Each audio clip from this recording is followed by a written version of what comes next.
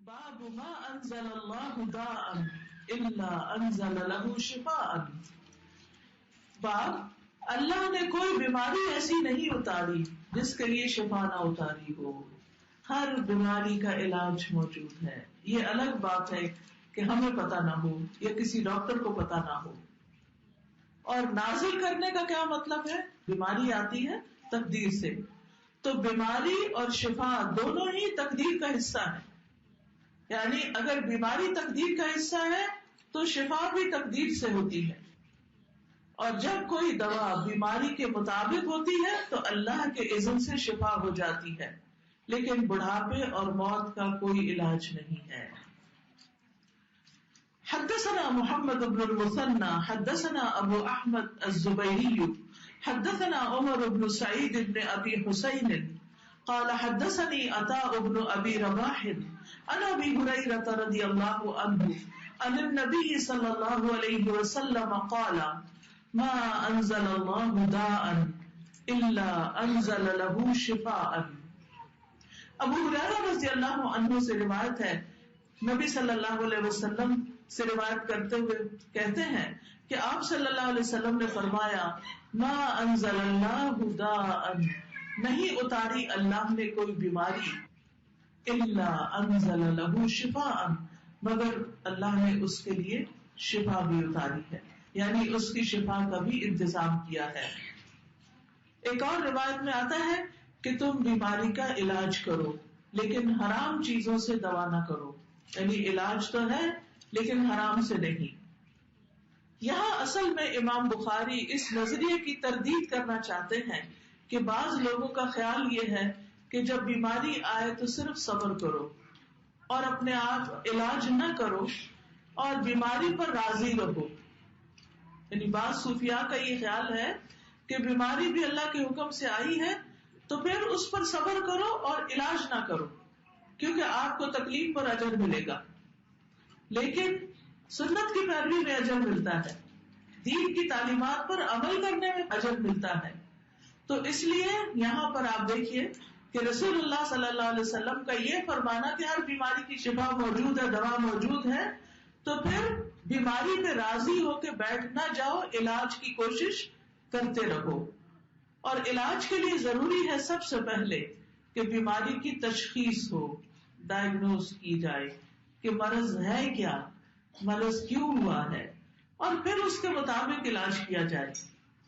کیونکہ بعض اوقات علاج کرتے ہیں لیکن شفا نہیں ہوتی کیونکہ یہی نہیں سمجھ آتی کہ مسئلہ کیا ہے. تو رسول اللہ صلی اللہ علیہ وسلم نے ایک اور حدیث میں فرمایا ہر مرض کی دوا ہے. جب کوئی دوا بیماری کے نشانے میں بیٹھ جاتی ہے تو اللہ کے حکم سے مریض تندرست ہو جاتا ہے. یعنی ڈاکٹر کو ابھی یہ نہیں پتا چلا کہ کیا دینا چاہیے، اس مریض کے لیے کیا ضرورت ہے، لیکن جب اللہ تعالیٰ کے اذن سے اس کے دماغ میں آ جاتا ہے کہ یہ دوا بنتی ہے اور وہ دیتا ہے تو مریض ٹھیک ٹھاک ہو جاتا ہے. اذن اللہ کا ہوتا ہے، توفیق بھی اللہ کی ہوتی ہے، لیکن کوشش اور محنت انسان کی ہوتی ہے. اور انسانوں کو اس علم کو پڑھنا بھی چاہیے. ڈاکٹر بننا، اس علم کو پڑھنا اگر انسانوں کے فائدے کی نیت سے ہو، اللہ کے اس حکم کے مطابق تو اجر ہی اجر ہے. وہ جتنے سال اس میں لگائے گا، جتنا تھکے گا، جتنی محنت کرے گا، اور پھر جس طرح مریضوں کو دیکھے گا، ان کا دکھ دور کرے گا، تو یہ سارے کا سارا اللہ کے حکم کے مطابق ہے. کیونکہ نبی صلی اللہ علیہ وسلم کیا فرما رہے ہیں کہ ہر مرض کی دوا، اور جب کوئی دوا بیماری کے نشانے میں بیٹھتی ہے تو اللہ کے حکم سے مریض تندرست ہو جاتا ہے. تو اس کو ڈھونڈنے کی ضرورت ہوتی ہے. تو جیسا کہ پہلے میں نے عرض کیا کہ دو طریقوں سے شفا ہوتی ہے، ایک ہے دوا سے اور دوسرا ہے دعا سے. تو بیماری جب ہو تو دو چیزیں یاد رکھے، دعا اور دوا دونوں ہی کرے. اب آپ دیکھیے کہ دعائیں تو ہمیں وحی کے ذریعے معلوم ہوئی ہیں، اور دوائیں جو ہیں یہ تجربات کے ذریعے بھی، اور کچھ نبی صلی اللہ علیہ وسلم نے بھی ہمیں بتائی ہیں. علاج کروانے کا ایک تیسرا طریقہ بھی لوگوں نے اختیار کر رکھا ہے. وہ کیا ہے؟ ایسا دم جھاڑ جو شریعت میں منع ہے، ایسے ٹوٹکے وغیرہ جس کا کوئی بنیاد نہیں ہے، یا محض وہم کی بنیاد پر علاج کرنا اور غیر شرعی طریقے اختیار کرنا، مثلا کوئی پیتل کا چھلا پہن لیتا ہے، کوئی دھاگا باندھ لیتا ہے، کوئی گرے لگا کے پہن لیتا ہے، کوئی چینز پہنتا ہے، یعنی اس قسم کے جو بھی طریقے ہیں جو غیر شرعی طریقے ہیں ان سے بچنا چاہیے. کسی قبر پہ جا رہے ہیں، اس کی مٹی اٹھا رہے ہیں، کوئی جسم پہ مٹی مل رہے ہیں، اس طرح کی چیزوں سے بچنا چاہیے. یہ غیر شرعی طریقہ ہے. شرعی طریقے سے دعا اور دوا دونوں کے ذریعے علاج کیا جا سکتا ہے، لیکن غیر شرعی طریقے سے علاج کرنے سے انسان کا ایمان بھی جاتا ہے اور اس کی آخرت بھی برباد ہو جاتی ہے. دنیا میں تو علاج کیا ہوگا، آخرت ہی گما بیٹھے. تو وہ طریقے جن میں شرک پایا جاتا ہو، جس میں اللہ کے علاوہ کسی اور سے کچھ مانگا جاتا ہو کہ آپ ہماری مدد کریں. جیسے کہ بہت سے لوگ جب بچے پیدا نہیں ہوتے تو کیا کرتے ہیں، کہاں لے جاتے ہیں، درگاہوں پہ لے جاتے ہیں، مزاروں پہ لے جاتے ہیں، اور پھر کہتے ہیں کہ انہوں نے ہمیں اولاد دی ہے. نعوذ باللہ. قرآن کیا کہتا ہے، یَهَبُ لِمَن یَشَاءُ إِنَاثًا وَيَهَبُ لِمَن یَشَاءُ الذُّکُورَ. جس کے لیے چاہتا ہے لڑکیاں دیتا ہے، جس کے لیے چاہتا ہے لڑکے دیتا ہے، اور جس کو چاہتا ہے بانٹ کر دیتا ہے، جس کو چاہتا ہے ملا کے دیتا ہے، دونوں دیتا ہے، اور جس کو چاہتا ہے بانٹ کر دیتا نہیں دیتا. یہ اس کی تقسیم ہے، یہ اس کی مرضی ہے، یہ اس کا فیصلہ ہے. لیکن اگر اللہ نے نہیں لکھا تو کسی دربار پہ جانے، کسی درگاہ پہ جانے سے اولاد نہیں ہوگی. اس سے بچنا چاہیے. پھر اس حدیث میں آپ دیکھیے کہ ما انزل اللہ داء، نہیں اتاری اللہ نے کوئی بھی بیماری. یہ حسی بیماری بھی ہو سکتی ہے، جسمانی بیماری بھی ہو سکتی ہے، اور روحانی بیماری بھی ہو سکتی ہے. یعنی کوئی نظر ہو سکتی ہے، کوئی جادو ہو سکتا ہے، کوئی مینٹل النس ہو سکتی ہے، کوئی ڈپریشن ہو سکتا ہے، انسان کو پریشان کرنے والی کوئی بھی چیز ہو سکتی ہے کہ جس کو النس کہیں گے. تو یہ ساری اللہ کے اذن یا تقدیر کا حصہ ہوتی ہے، اور ہر چیز کے پیچھے کوئی حکمت ہوتی ہے، کوئی وجہ ہوتی ہے. یعنی اللہ سبحانہ تعالیٰ کے اذن سے جب کوئی بیمار ہوتا ہے تو یہ نہیں کہ اللہ تعالیٰ اس پہ کوئی ظلم کرتا ہے، وہ اس لیے ہوتا ہے کہ اللہ تعالیٰ بعض اوقات اس بندے کو گناہوں سے پاک کرنا چاہتا ہے، بعض اوقات اس کے ذریعے سے اس کی آخرت کے درجات بلند کرتا ہے. کئی دفعہ ایسا بھی ہوتا ہے کہ انسان کا جو درجہ اللہ کے ہاں لکھا ہوا ہے وہ اپنے اعمال کی وجہ سے اس درجے تک نہیں پہنچتا، تو اللہ تعالیٰ اس پر کوئی آزمائش بھیج دیتے ہیں. کبھی ایسا ہوتا ہے کسی کو کوئی فریکچر ہو جاتا ہے، کسی کو کوئی ایسی بیماری اچانک آ جاتی ہے، اور وہ پھر اس میں صبر کرتا ہے تو وہ فوراً ایک دم اس کا گریڈ بہت اونچا چلا جاتا ہے جو عبادت سے حاصل ہونے والا نہیں تھا. بعض اوقات انسان جب بیمار ہوتا ہے تو وہ اپنے بارے میں زیادہ سوچتا ہے کہ میں نے کیا کیا گناہ کیے ہیں، میری کیا کیا غلطیاں ہیں. جب انسان صحت مند، انرجیٹک، طاقتور ہوتا ہے تو اس وقت کیا کرتا ہے، بھاگا دوڑا پھرتا ہے، ادھر جاؤ ادھر جاؤ، اس سے گپ شپ، ہنسی کھیل مذاق، کھانا پینا. اس کو اللہ کی یاد کم آتی ہے. لیکن جب انسان بیمار ہو کے بستر پر پڑ جاتا ہے تو پھر اللہ کی یاد بہت آتی، پھر توبہ استغفار بھی بہت ہوتی، پھر دعائیں بھی بہت ہوتی. تو یہ سب چیزیں اس کے درجے بلند کرنے کا ذریعہ بن جاتی ہیں. پھر آپ دیکھیے کہ جس طرح بیماریاں دو طرح کی ہیں، علاج بھی دو طرح کے ہیں. جیسے شروع سے میں عرض کر رہی ہوں آپ کو، قرآن شفا ہے. قرآن مجید میں اللہ تعالیٰ فرماتے ہیں، یا ایھا الناس قد جاءتکم موعظۃ من ربکم وشفاء لما فی الصدور وہدی ورحمۃ للمؤمنین. اے لوگو، بے شک تمہارے پاس تمہارے رب کی طرف سے عظیم نصیحت اور اس کے لیے سراسر شفا جو سینوں میں ہے. دل کی بیماریوں کے لیے خاص طور پر قرآن شفا ہے، اور ایمان لانے والوں کے لیے سراسر ہدایت اور رحمت آئی ہے. تو اس لیے انسان کو قرآن سے علاج کرنا چاہیے. اور پھر اس میں یہ یاد رکھیے کہ تجربہ نہیں کرنا چاہیے کہ چلو ذرا کر کے دیکھتے ہیں ہوتا کہ نہیں علاج، بلکہ پورے یقین کے ساتھ علاج کرنا چاہیے. کیونکہ اللہ تعالیٰ نے ہر بیماری کا علاج پیدا کیا ہے، اس لیے علاج کرنا چاہیے. مسند احمد کی روایت میں آتا ہے حیث خلق الداء خلق الدواء فتداؤ، جیسے اس نے دوا پیدا کی بیماری، ایسے ہی دوا بھی پیدا کی، دونوں اللہ کی کریشن ہے. فتداؤ، تو تم کیا کرو؟ دوا کرو. دوا کرنے کا حکم دیا گیا ہے. اسامہ بن شریک کہتے ہیں میں نبی صلی اللہ علیہ وسلم کی خدمت میں پہنچا تو میں نے دیکھا کہ آپ کے صحابہ آپ کی مجلس میں ایسے بیٹھے ہوئے تھے گویا ان کے سروں پر پرندے بیٹھے ہوں، یعنی بہت ادب سے اور سکون سے بیٹھے ہوئے تھے. چنانچہ میں نے سلام کیا اور میں بیٹھ گیا. ادھر ادھر سے بدوی لوگ آئے، آرابی. انہوں نے پوچھا اے اللہ کے رسول صلی اللہ علیہ وسلم، کیا ہم علاج کر لیا کریں؟ ہمیں اجازت ہے ہم علاج کریں؟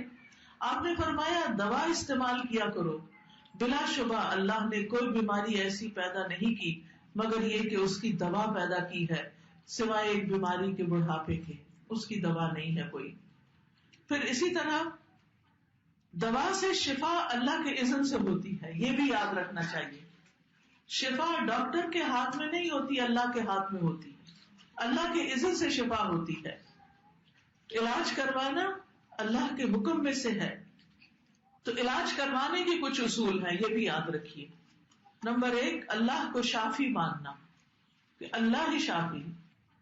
اللہم انت الشافی لا شفاء الا شفاؤک. ابراہیم علیہ السلام نے کہا تھا وَإِذَا مَرِضْتُ فَهُوَ يَشْفِينِ، جب میں بیمار ہوتا ہوں تو وہ مجھے شفا دیتا ہے، اور شفا اللہ کے ہاتھ پہ ہے. نبی صلی اللہ علیہ وسلم جب دم کیا کرتے تھے تو یہ دعا پڑھتے تھے امسح البأس رب الناس بیدک الشفاء لا یکشف الکرب الا انت. اے لوگوں کے رب تکلیف دور کر دے، شفا تو تیرے ہی ہاتھ میں ہے، تیرے سوا درد کو کوئی دور کرنے والا نہیں، یعنی اس تکلیف کو دور کرنے والا اور کوئی نہیں. پھر اسی طرح حدیث میں آتا ہے کہ طبیب تو اللہ ہی ہے، یعنی اللہ تعالیٰ کا ایک نام الشافی ہے اور ایک الطبیب بھی ہے. ابو رمفہ کہتے ہیں میرے والد نے رسول اللہ صلی اللہ علیہ وسلم سے عرض کیا مجھے آپ اپنی وہ چیز دکھائیں جو آپ کی پشت پر ہے، یعنی مہر نبوت جو تھی، کیونکہ میں طبیب ہوں. آپ نے فرمایا طبیب تو اللہ ہے بلکہ تو رفیق ہے، یعنی مریض کو تسکین اور دلاسا دیتا ہے. اس بیماری کا طبیب تو وہی ہے جس نے اس کو پیدا کیا ہے. تو اصل طبیب اور علاج کون کرتا ہے؟ اللہ ہی کرتا ہے.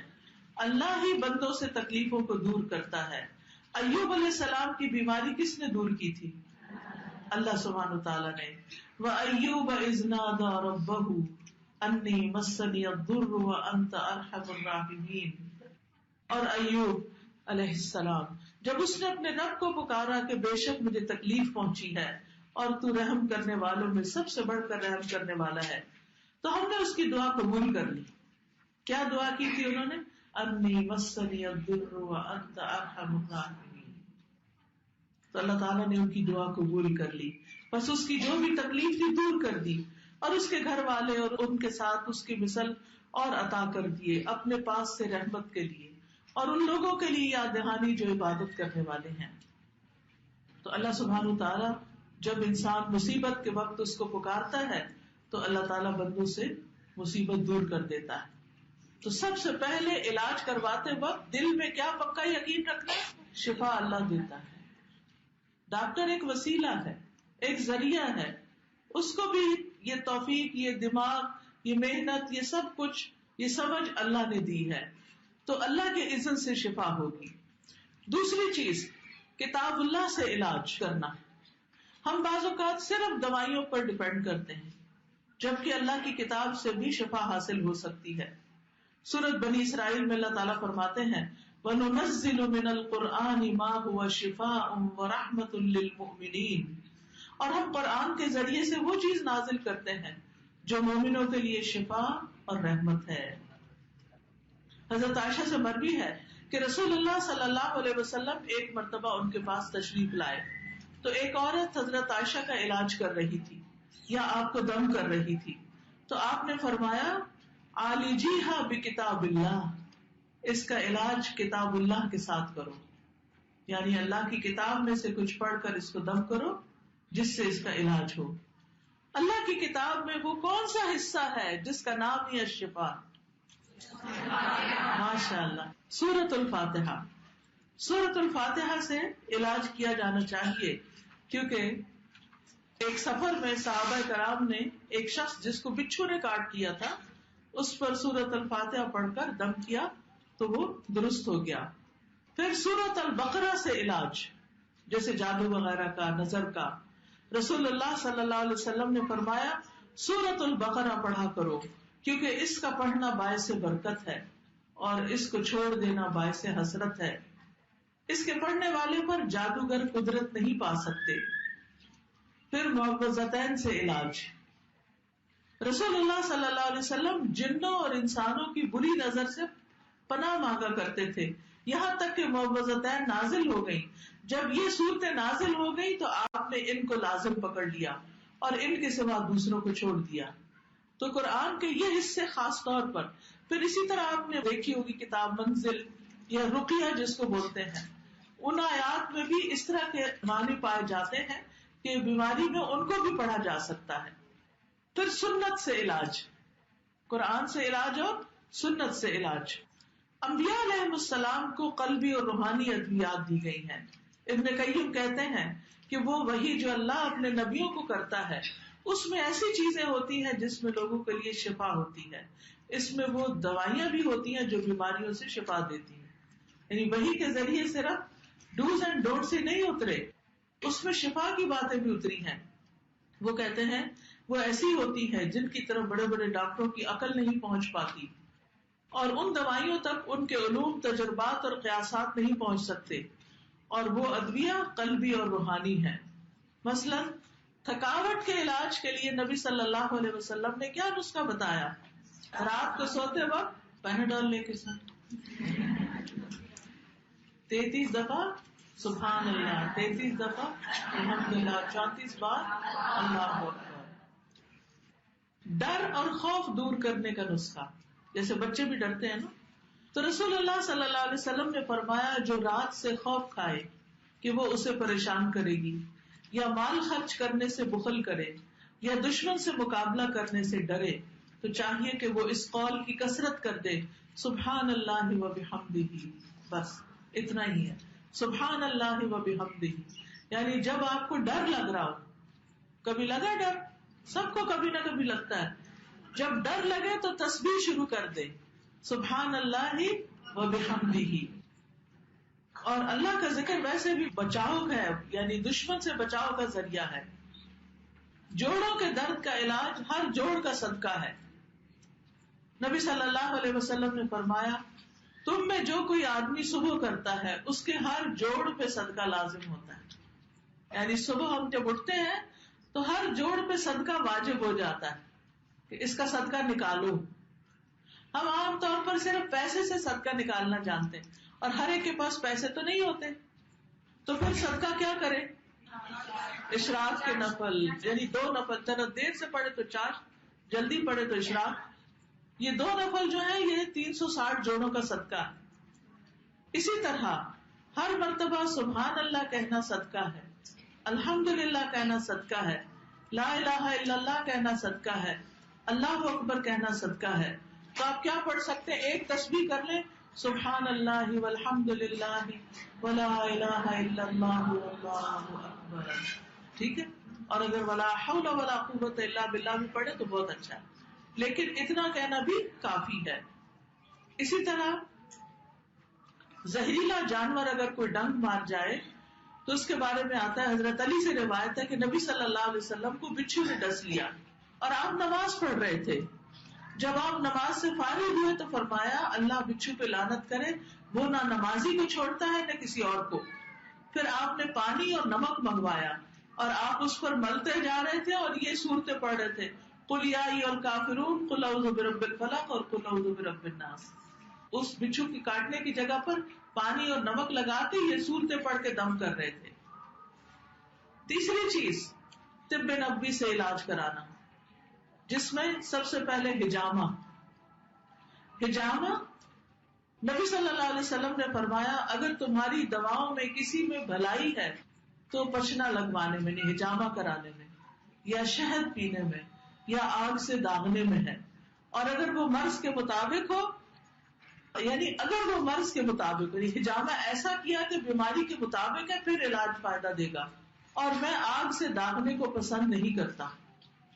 پھر اسی طرح سنن ابی داؤد کی روایت ہے، جس نے چاند کی 17، 19 اور 21 تاریخوں کو حجامہ کرایا اسے ہر بیماری سے شفا ہو جائے گی. پھر کلونجی کے دانوں میں موت کے علاوہ ہر بیماری سے شفا ہے. کلونجی کے تیل پر شرعی دم کر کے اس کو رکھ لیں اور جہاں کہیں تکلیف ہو اس کے اوپر لگائیں اور کھلائیں بھی. اس دفعہ میں نے تجربہ کیا، میں کراچی گئی تو جاتے ہی مجھے رستے میں جیسے ایئرپورٹ سے نکلتے ہی آگے گئی تو مجھے تھوڑا فلو ہو گیا، اور میرا جب ایک دفعہ فلو ہوتا ہے تو بہت ٹائم لیتا ہے اور بہت زیادہ ایک طرح سے مشکل میں ڈال دیتا. تو اللہ نے دل میں ڈالا، میں نے شہد میں کلونجی کا تیل ملایا، مکس کیا اور اس کا تھوڑا تھوڑا لینا شروع کر دیا. الحمدللہ تیسرے دن مجھے اللہ نے آرام دے دیا، اور اس کے دوران پڑھاتی بھی رہی، سب کام کرتی رہی. ورنہ میری بیماری میں تو مجھے لازماً لیٹنا پڑتا ہے اور بہت تکلیف ہوتی، لیکن اللہ ہی نے دل میں ڈالا. کیونکہ جب میں وہاں پہنچی تو انہوں نے میرے لیے بالکل فریش کلونجی کا آئل نکلوا کے رکھا ہوا تھا کمرے میں، تو اس میں میری نظر پڑی اور شہد بھی رکھا ہوا تھا، تو ان کو دونوں کو ملایا اور اس سے علاج شروع کر دیا. تو الحمدللہ کوئی دوا نہیں لینی پڑی، کچھ نہیں، اللہ نے اسی سے شفا دی. کیونکہ شہد میں بھی شفا ہے، کلونجی میں بھی، اور دونوں کو اگر آپ ملا لیں تو پھر نور نلا نور. شہد کے بارے میں قرآن مجید میں آتا ہے فیہ شفاء للناس، کہ جس میں لوگوں کے لیے شفا ہے. رسول اللہ صلی اللہ علیہ وسلم نے فرمایا شفا 3 چیزوں میں ہے، پچھنے لگوانے میں، شہد پینے میں، اور آگ سے داغ لگانے میں، اور میں اپنی امت کو آگ سے داغ لگانے میں منع کرتا ہوں. پھر آب زمزم، زمزم کا پانی اس مقصد کے لیے ہے جس کے لیے وہ پیا جائے، یعنی جس نیت سے آپ اس کو پیئیں گے اس میں انشاءاللہ آپ کو فائدہ دے گا.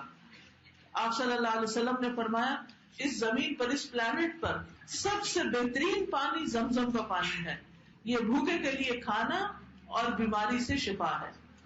پھر پانی سے علاج، آپ صلی اللہ علیہ وسلم کو جب بخار ہوا تھا تو آپ نے لوگوں کو کیا حکم دیا تھا کہ پانی کا ٹب بھرے اور آپ کے اوپر پھر پانی ڈالا جائے.